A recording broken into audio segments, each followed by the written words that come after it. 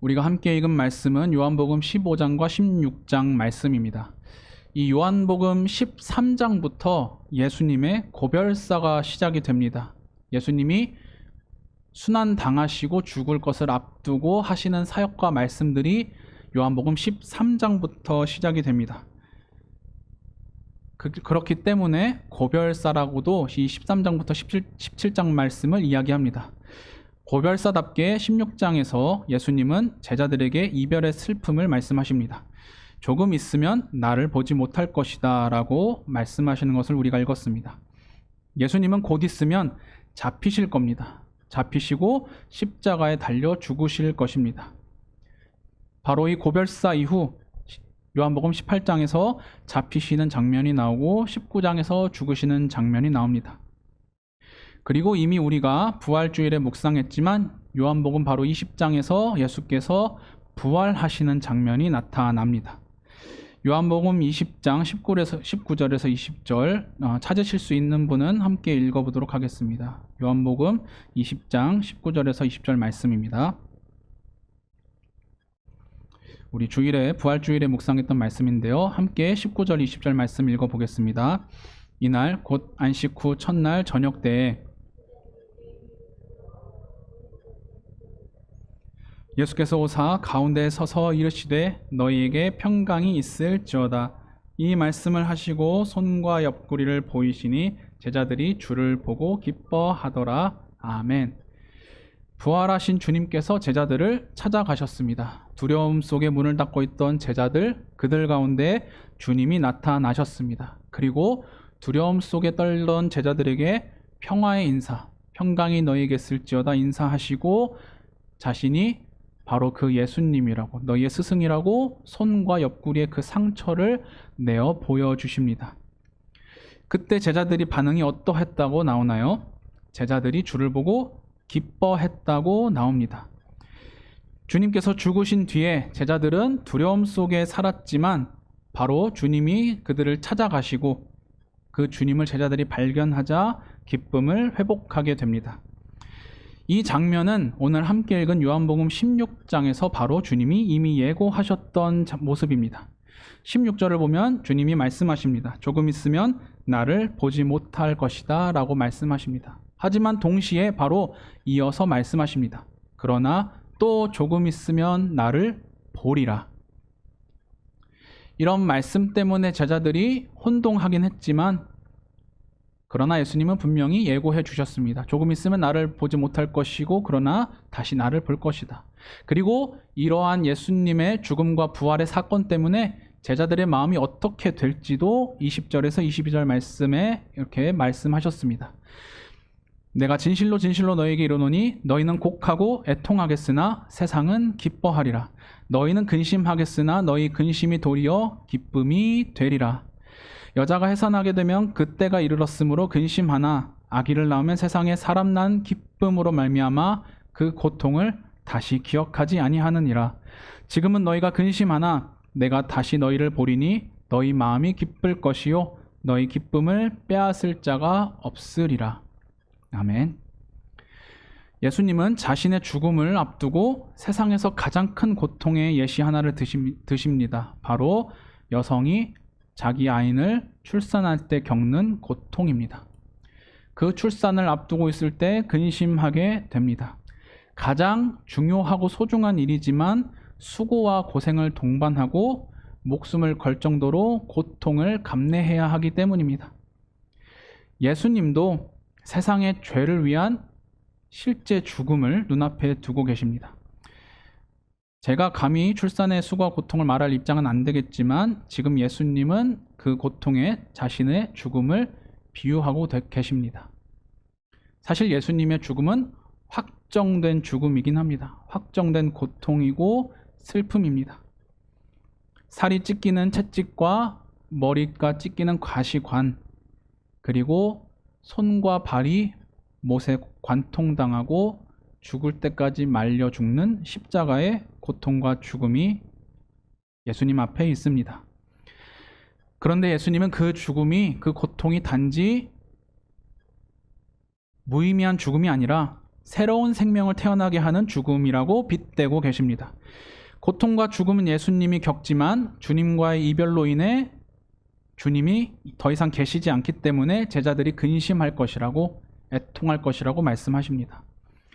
예수님이 잡히실 때는 도망쳤고 부활하신 후에는 그것도 몰랐고 무덤 문을 보고서도 깨닫지 못했던 제자들입니다. 이제는 유대인들이 무서워서 문을 닫고 잠그고 숨어 있습니다. 그러나 예수님의 말씀대로 죽음에서 끝난 것이 아니라 예수님의 부활이 드러났습니다. 진정한 생명이신, 세상을 구원하기 위해서 생명의 고통을 당하신 예수님이 이제는 제자들을 찾아가십니다. 너희 근심이 도리어 기쁨이 되리라고 한 것처럼 예수님을 보자 제자들이 기뻐하게 됩니다. 예수님을 잃어버린 제자들은 예수님을 죽인 유대인들을 두려워하여 문을 닫고 있었습니다. 근심 속에 있었고 기쁨을 잃었습니다. 그러나 예수님 때문에, 바로 예수님이 약속하신 것처럼 다시 예수님 때문에 기쁨을 얻게 됩니다. 이 같은 만남을 예수님이 예고하실 때 잘 보시면 예수님이 말씀하십니다. 내가 다시 너희를 볼 것이다 라고 합니다. 제자들이 예수님을 다시 볼 게 아니라 예수님이 제자들을 먼저 볼 거라고, 제자들을 보기 위해서 갈 거라고 약속하십니다. 예수님의 입장과 시각에서 예수님이 말씀하시는 겁니다. 나는 죽고 부활하고 그러나 제자들은 근심하여 숨어 있겠지만 내가 다시 너희를 볼 것이다. 그러면 제자들은 다시 기뻐할 것이다. 즉 주님이 다가가시고 주님이 그 사람을 먼저 바라봐 주시고, 그래서 그 사람이 주님을 발견하게 되면 그 사람은 기쁨을 얻고 되찾을 거라는 이야기입니다. 예수님이 먼저 사랑하시고 그를 기뻐하시기 때문에, 먼저 친히 찾아가는 분이시기 때문에, 그리고 예수님이 정말로 찾아간다면 그 찾아가신 것 때문에, 그분을 발견한 것 때문에 기뻐할 거라고 말씀하십니다. 이런 예수님의 사랑과 찾아가시는 성품이 없다면 제자들은 기쁨을 찾지 못했을 겁니다. 그러나 예수님은 오늘 그들을 찾아가셨다고 우리가 지난 부활주일에 묵상했던 말씀을 통해 다시 봤습니다. 그리고 그것을 약속하신 말씀을 16장 말씀을 통해서 우리가 읽었습니다. 오늘 함께 읽은 또 다른 본문인 요한복음 15장에서는 예수님이 제자들에게 이렇게 말씀하십니다. 9절부터 11절 말씀을 다시 보겠습니다. 아버지께서 나를 사랑하신 것 같이 나도 너희를 사랑하였으니 나의 사랑 안에 거하라. 내가 아버지의 계명을 지켜서 그의 사랑 안에 거하는 것 같이 너희도 내 계명을 지키면 내 사랑 안에 거하리라. 내가 이것을 너희에게 이름은 내 기쁨이 너희 안에 있어 너희의 기쁨을 충만하게 하려 함이라. 아멘. 예수님은 제자들에게 나의 사랑 안에 거하라고 권하십니다. 이것이 예수님의 고별사의 맥락 속에 있는 말씀입니다. 자기 계명을 지키면 그 사랑에 거할 수 있다고 합니다. 바로 그 계명은 다른 게 아니라 사랑하는 것입니다. 하나님을 사랑하고 서로 사랑하는 것 외에는 예수님의 사랑 안에 거할 방법이 없다고 합니다. 예수님이 이것을 제자들에게 죽기 전까지 끝까지 명령하시는 것은 바로 그들에게 기쁨을 주기 위해서입니다.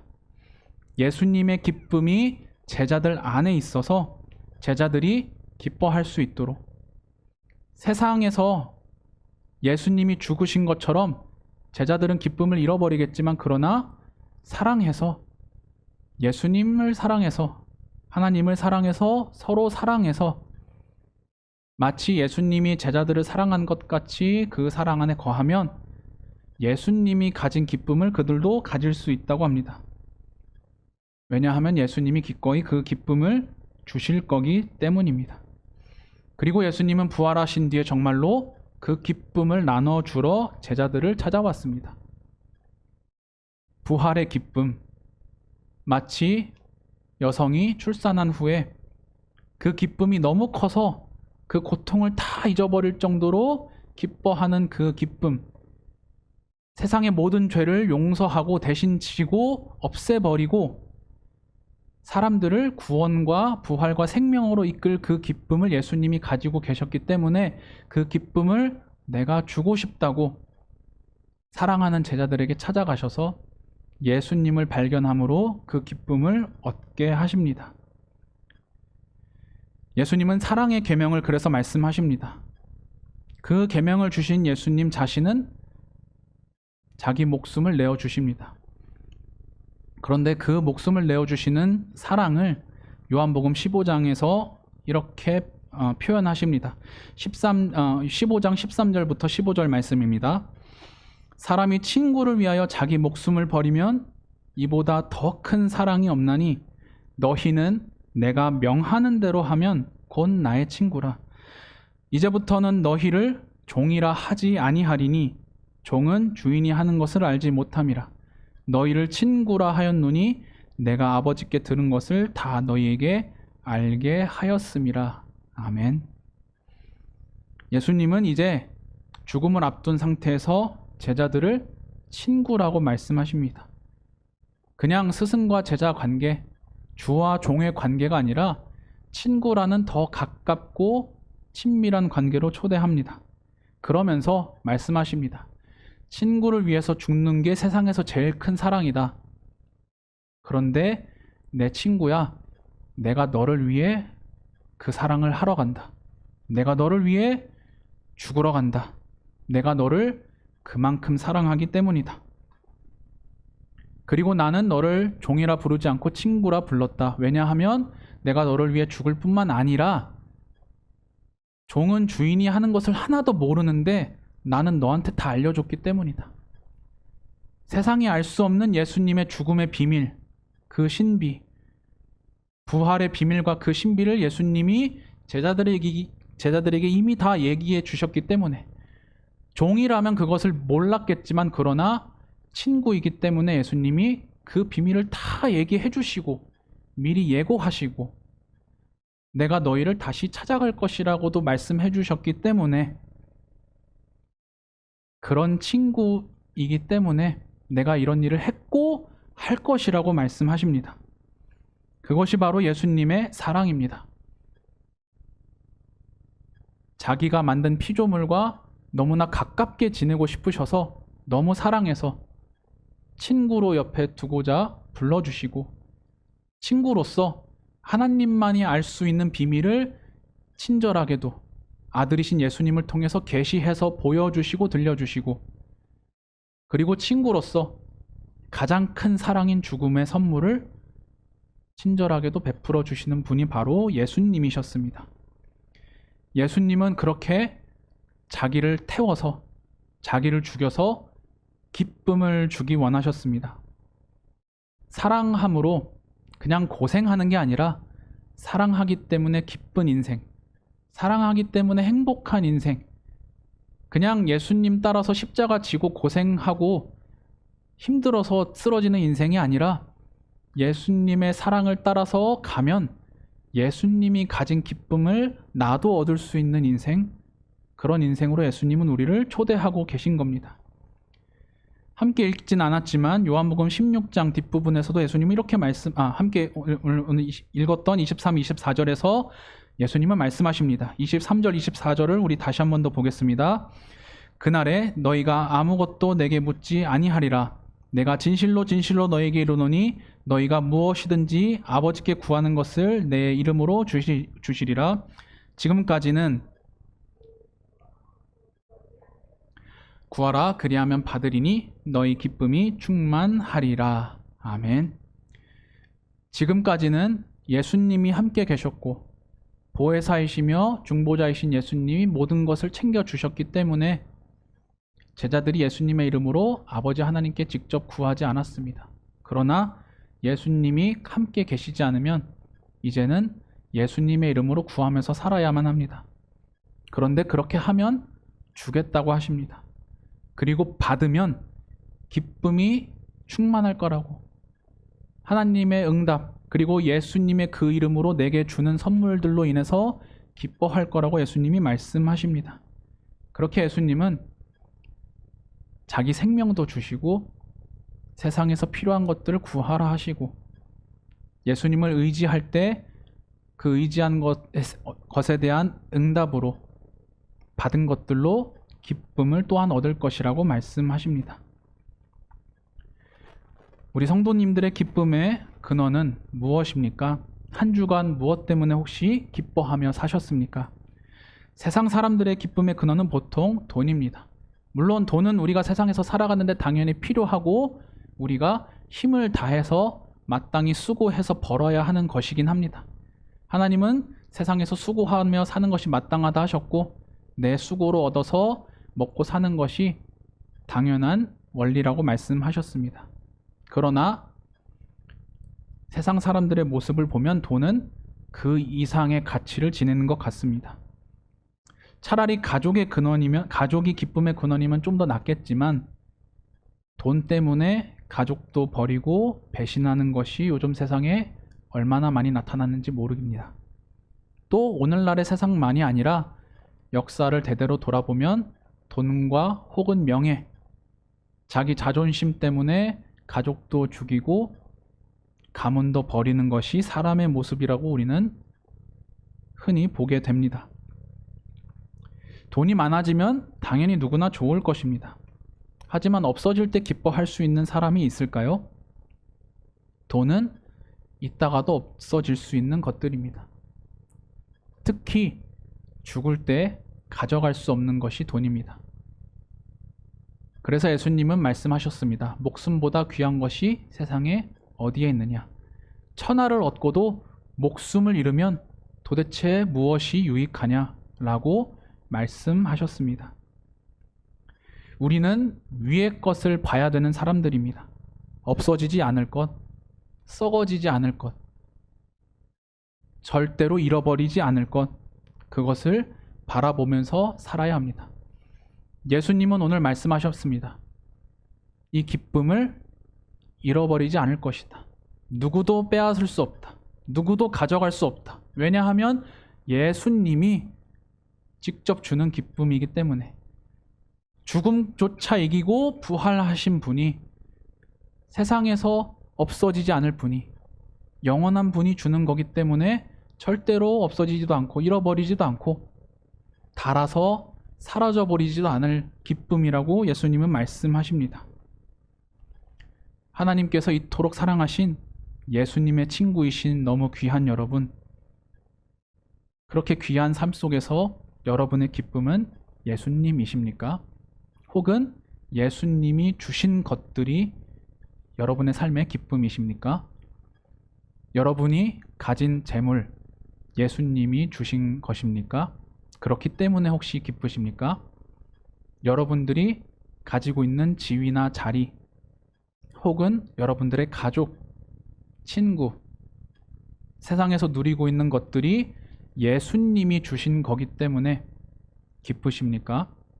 그렇기 때문에 혹 조금 잃어버린다 할지라도 그것 때문에 너무 애통하고 슬퍼하고 세상이 떠나갈 것 같은 것이 아니라 예수님이 어차피 다시 줄 수 있기 때문에 세상을 다스리시는 하나님이 그것만 주신 게 아니라 나에게 영원한 생명도 주셨고 구원도 주셨고 죄사함도 주셨기 때문에 내 친구인 예수님보다 그게 귀하지 않다고 나는 여전히 기뻐할 수 있다고 이야기할 수 있는 믿음과 신앙이 우리 성도님들의 마음 가운데 혹시 계십니까?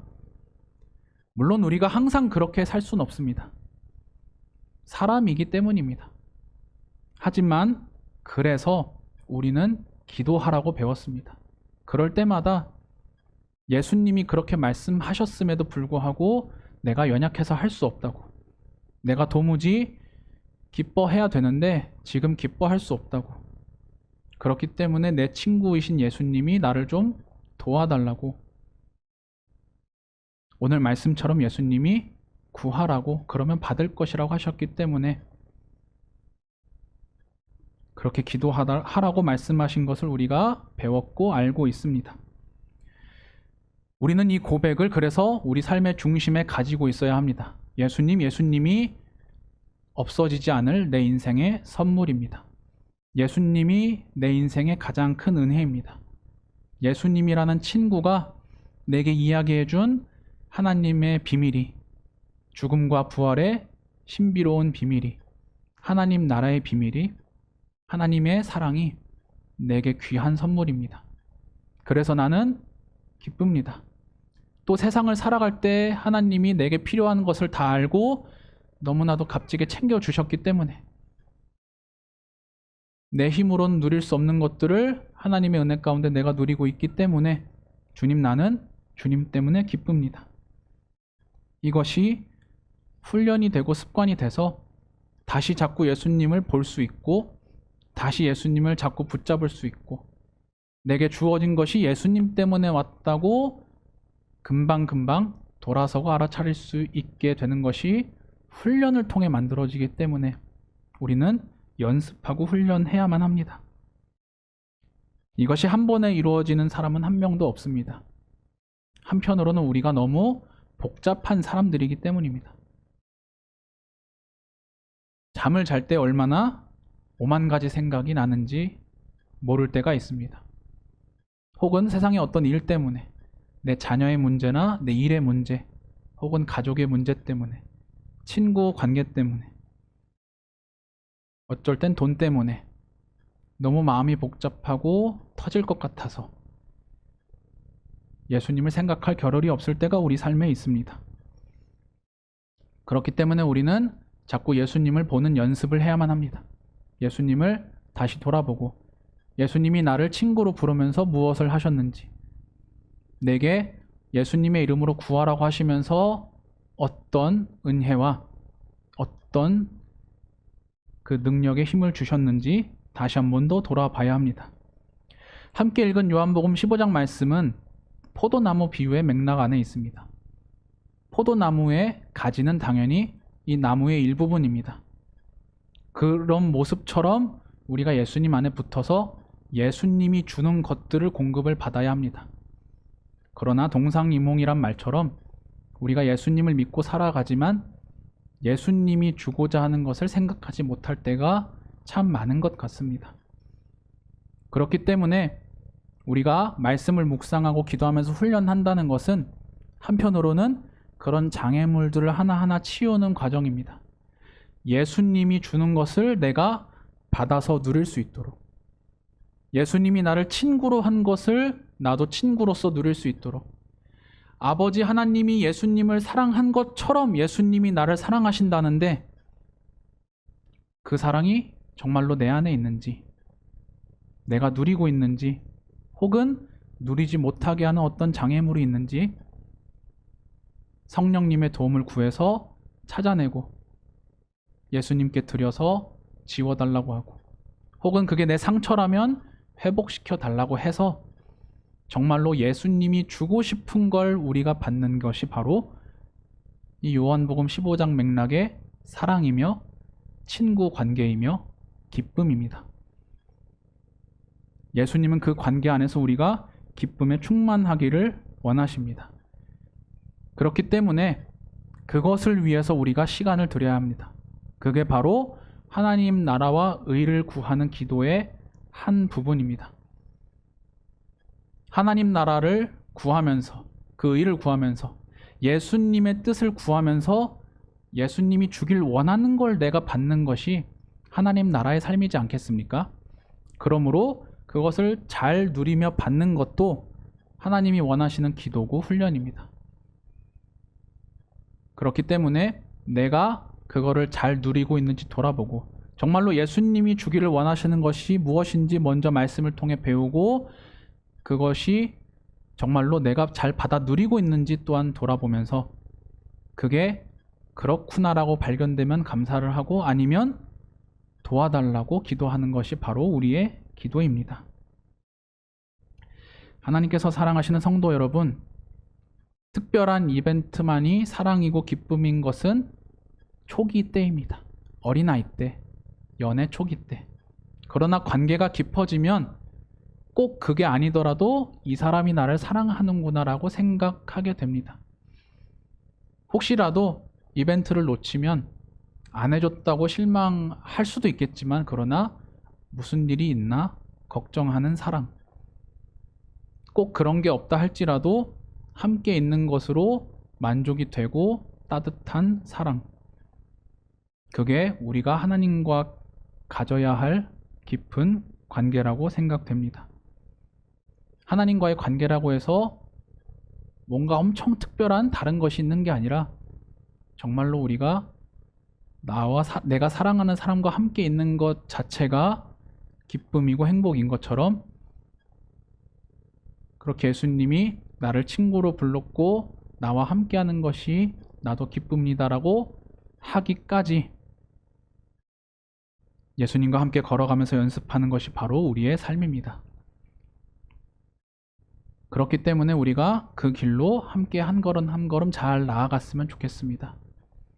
예수님이라는 사라지지 않고 없어질 기쁨의 산지에서 기쁨을 얻으시는 여러분이고 제가 되었으면 좋겠습니다.